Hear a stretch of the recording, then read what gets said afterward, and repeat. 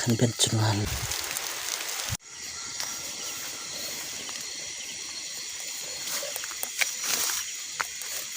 ก็สบายดีตอนกลางคืนเองนะทุกคนพยายามเบ็ดกบนี่ยันทึกเต้นนั่งอะ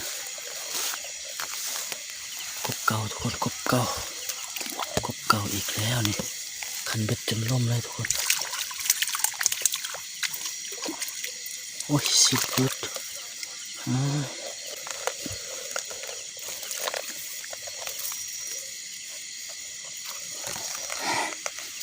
คน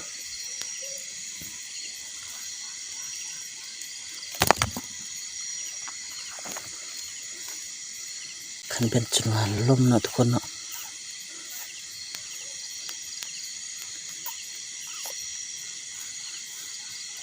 ดีแต่บ่เอาคันเบ็ดไปทุกคน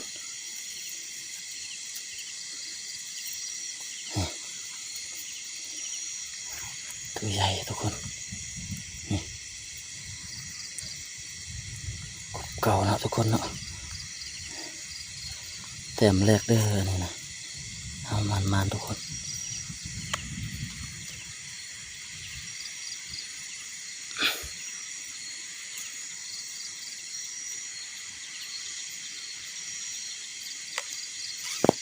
เจอตัวบักเอฟแล้วทุกคน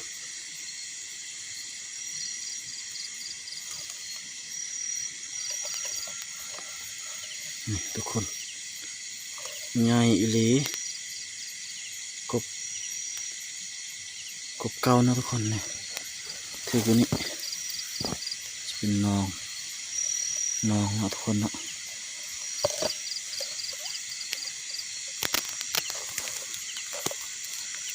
เอา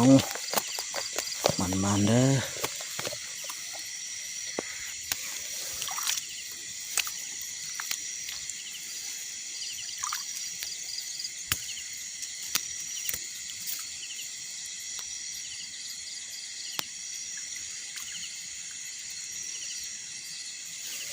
ใส่อีกนะทุกคนนะมื้ออื่นเช้ามาลุ้นนำกันต่อทุกคน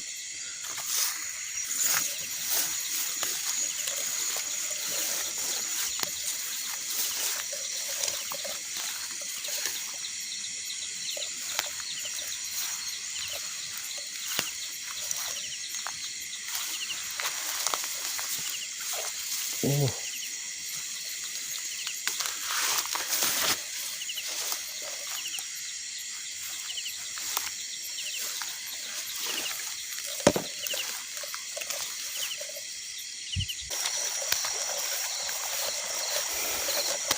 กลับไปลุ้นนำกันต่อนะทุกคนเนาะอย่างสิมีแต้มบักใหญ่คือเมื่อกี้บ่เนาะกลับไปเบิ่งนำกันเครียด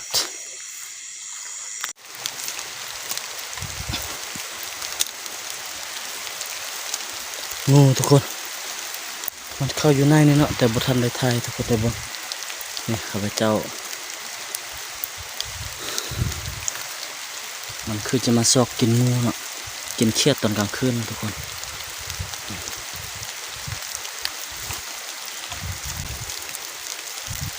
โอ้นานเกินทุกคนมื้อนี้ได้งูได้กบด้วยเนาะ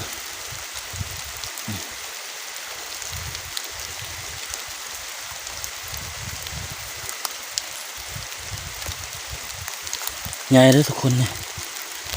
ถ่ายคือแต่น้อยเนาะแต่ใหญ่เลย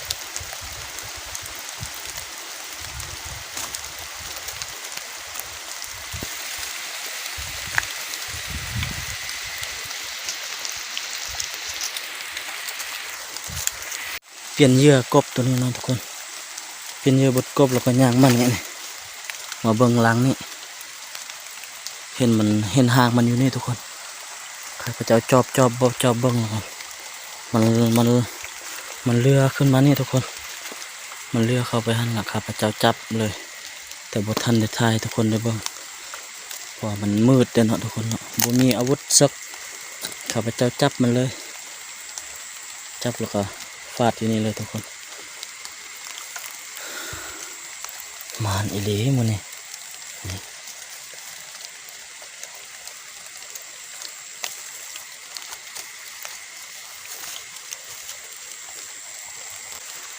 ไปเราจะกลับบ้านกันเนาะทุกคนเนาะได้กบแต้มหนึงแล้วก็ได้งูอีกแต้มหนึงเนาะทุกคนเนาะถือว่ามานแล้วเด้อมื้อนี้เด้อ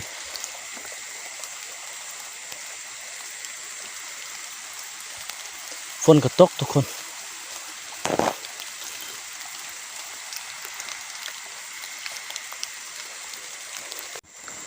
จะทงอยู่เลยเนาะทุกคนเนาะนี่ยังดิ้นอยู่นี่ไปกลับกัน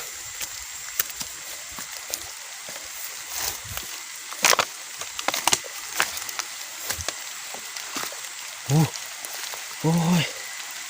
ตกใจทุกคนกบโดดอยู่นี่คิดว่าถึกเบ็ดบ่ถึกซะเนาะมันตายแล้ววะโอ้ยลืมเอาใส่เดือนอยู่หันมาซะอันนี้มาเปลี่ยนก่อนโอ้ยังเนาะ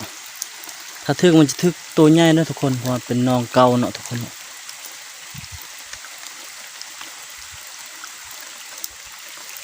ถึกตัวใหญ่คือเมื่อกี้แหละถ้าถึกถ้าบ่ถึกก็จะบ่ถึกเลย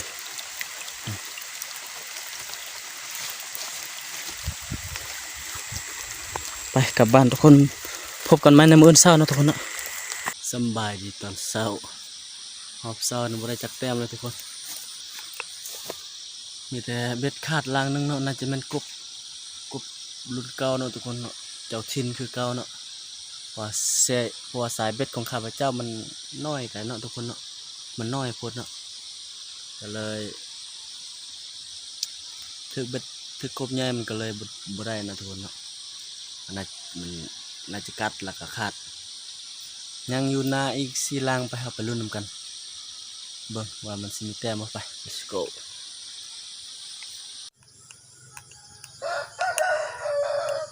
โอเคทุกคนตอนนี้ก็มาฮอดเฮือนเป็นที่เรียบร้อยนะทุกคน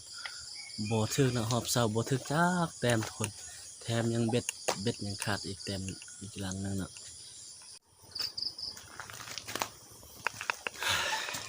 นี่เลยทุกคนผลงานแต้มเดียวถือว่าคุ้มนะทุกคนเนาะนี่ตัวบักเอฟเจ้าถิ่นนะถือว่าคุ้มแล้วเนาะทุกคนเนาะเพราะมื้อนี้ข้าพเจ้าก็บ่ได้ใส่ลายเนาะเบิ่งแตะขาเนาะเบิ่งแต่โปมือทุกคนขากับโปมือ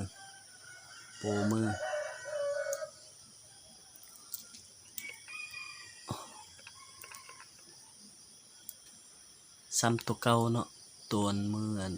ชิปทำอิฐขาลงไปข้าพเจ้าเอาลงเนาะทุกคนเนาะใหญ่อีหลีทุกคน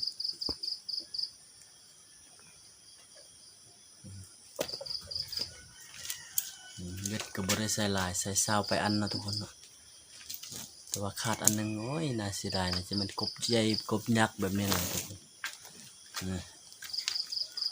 สิ่งเพิ่มเติมคืองูตัวกี่มันจังแต่งูเมื่อคืนเนาะทุกคนมันน่าจะมาซอกกินเครียดตอนกลางคืนนะทุกคน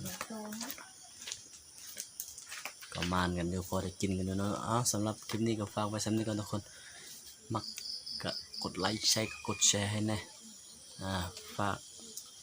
ต้องขอบใจ FC แล้วก็ท่านผู้ชมไทยเกียรติทับชมคลิปตั้งแต่ต้นจนจบนะทุกคนสำหรับวันนี้สบายดี